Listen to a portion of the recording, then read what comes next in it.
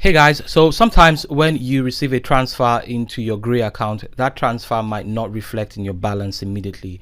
And that's because that deposit is pending and you have to verify that transaction. And that's exactly what I'm going to show you how to do in this video today. But first off, you need to just know that this is not something to fret about, especially if you are in contact with the person who have done the transaction and they are willing to work with you on this, to provide you a couple of documents or just maybe one document to clear this up. This is usually something that financial providers, service providers usually ask of their users to make sure that there is no fraudulent activity going on. So let me head over to my screen and I'll show you exactly this on my Grey account. So you can see I have a deposit here. Today is the 22nd and this deposit was actually sent yesterday, but I received it today, but it went into hold. And see, I have to verify this transaction like I told you. So I'm going to click on verify transaction, of course, and these are the three things basically that you need.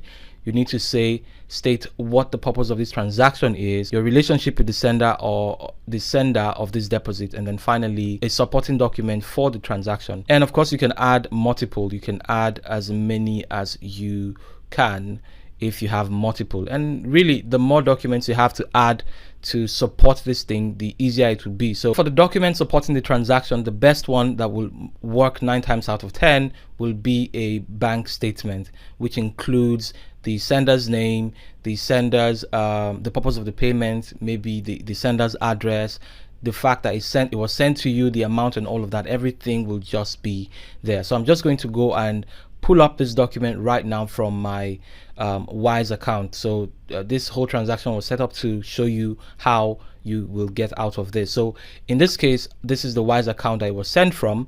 And you can see that this is a transaction. It was sent yesterday, like I said, and it was sent from the US dollar account. So I'm going to click on the US dollar account. Once that opens up, I can now click on more here and go to statements and select statements again. And from here, I can now select the start and end date for the invoice I want to the account statement I want to generate.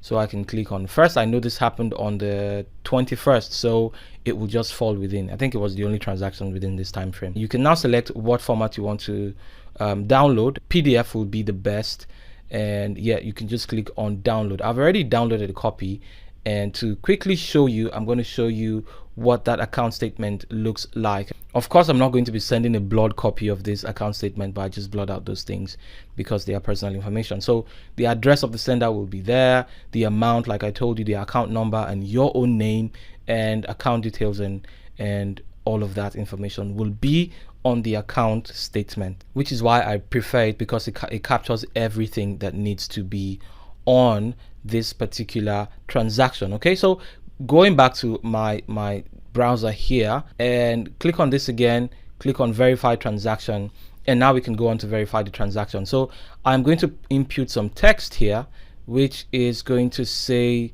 something like this, like what is the purpose of this transaction? The transfer was from a business partner who is our lead content writer for a business, and the reason why I've done this is for me to provide extra information about this to further speed up the process, so they can go and check out our website. I have attached account statement for this transfer, and here is a link to some of the person's work on our website. Okay, so all of this is just me going overboard and trying to make sure that there is no dispute at all, or there's no room for any questions of whether or not I have a business partnership with this person. And of course, you want to make sure that you provide as much information as possible to speed up the process. So what is the relationship? I'm going to say business partner. Now I'm going to go on to upload the account statement. Like I told you, this is the clear one with no blurs or anything.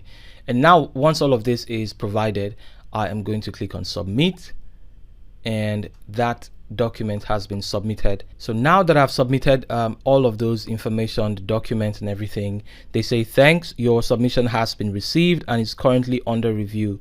We will get back to you within 72 hours, which is quite a while, but I'm going to of course let you know how long it actually took on this particular demo that I'm showing you guys. Oftentimes it will take less than that, maybe 24 hours or a couple of hours, even less than 24. So you can see it's in review. But if you do not verify the transaction, what will happen is, I think after 72 hours, they're going to send back that money to wherever it came from. So that is, if you want that transaction to go back, then don't do anything. It will go back. In this case, it came from Wise. It will go back to my Wise account. If it came from PayPal, if it was a direct transfer from a client, it's going to go back to them however they sent to you. Okay, so but I like to, of course, if you receive the transfer from someone, you should be able to provide the backing documents to be able to clear the funds. And I think being able to clear funds makes you seem like a reputable business. You're not supposed to be letting it fall back like it was a scam thing that you could not prove, if that makes any sense. So it took exactly 24 hours, and as you can see, the transaction has now been cleared and is in my balance. I hope that you guys have found this video helpful. If you have any questions regarding this particular topic or anything else relating to this, or any other thing you might have concerning all the things we talk about on the channel, leave a comment in the comment section, and of course I'm going to reply to you and answer your questions to the best of my knowledge. Thank you once again, and I'll see you in the next video.